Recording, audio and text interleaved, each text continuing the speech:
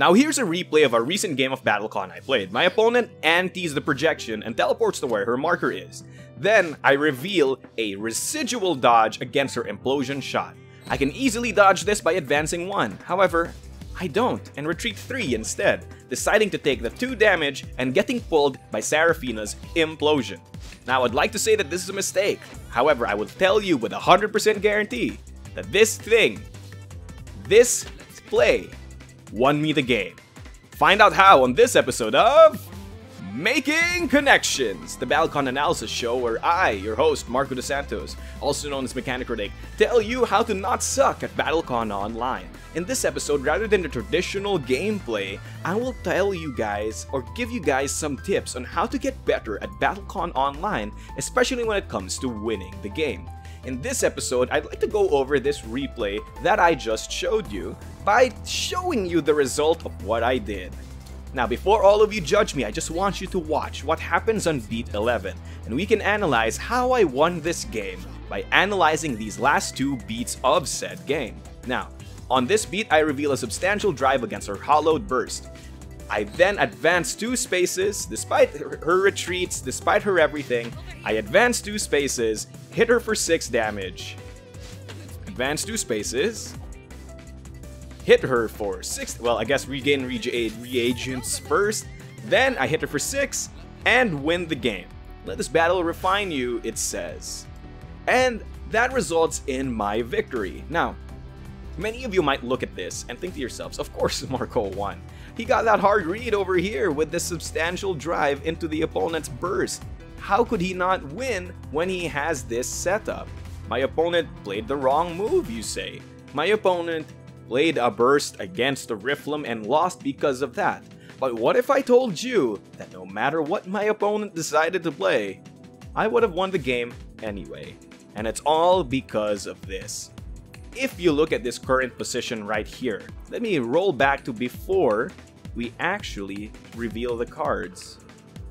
Now that we're in this positioning, we can now analyze how I won that game with 100% guarantee regardless of what my opponent played.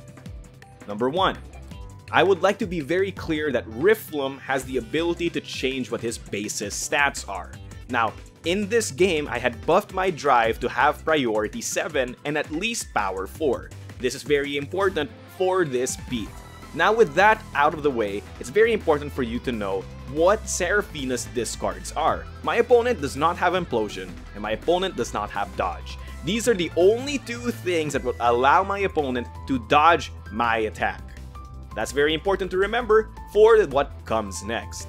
No matter what my opponent plays here, given that they have Switch, Silver, Hollow, and Tactical, as well as the bases Grasp, Drive, Field, and Strike, and maybe Burst as well, because that's what they end up playing, my opponent would 100% lose against the play that I make, that is to say, play a substantial drive and anti-power and priority on top. In fact, the power and priority wasn't even needed.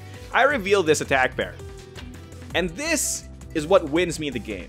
If you analyze it very carefully, which we will in a bit, I actually win no matter what my opponent plays. Let's consider everything. If my opponent is slower than me, they will take 6 damage and die. Therefore, what is my opponent's fastest attack? It's easy. That has to be Silver Grasp, and then anti-priority Force Anti on top. Since Silver has the ability to negate my Force Antis, my Force Anti of priority would be negated, effectively giving Silver priority +2. So if we look at that, Silver Grasp is actually a priority 7 attack. However, my substantial drive is a priority 11 attack with force priority and a priority 9 attack otherwise. This means that my opponent cannot outspeed the substantial drive.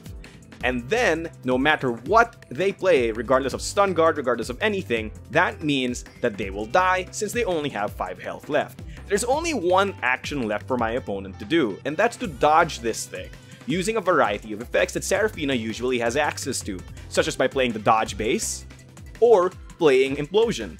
However, both of these options are now in the discards, meaning that Seraphina does not have access to them. Her only recourse now is to dodge it via other attacks, such as by doing Burst. However, given my positioning, I am actually in the center of the board, meaning that no matter what my opponent does and moves anywhere, he will get hit by a drive. In fact, even if my opponent decided to anti the projection, she would merely swap places with the projection marker, which is at range 2 anyway, and it's very clear from this standpoint that a drive would hit. So, given that, there is literally no way for Serafina to win this beat. And you're thinking to yourself, wow, that must have been really lucky of Marco. However, I would like to make it very clear that the only reason I'm able to do this is because of what I did the beat before. By revealing my residual dodge against her implosion shot and deciding to get hit by implosion rather than dodging forward. You're thinking to yourself, this was a dumb move.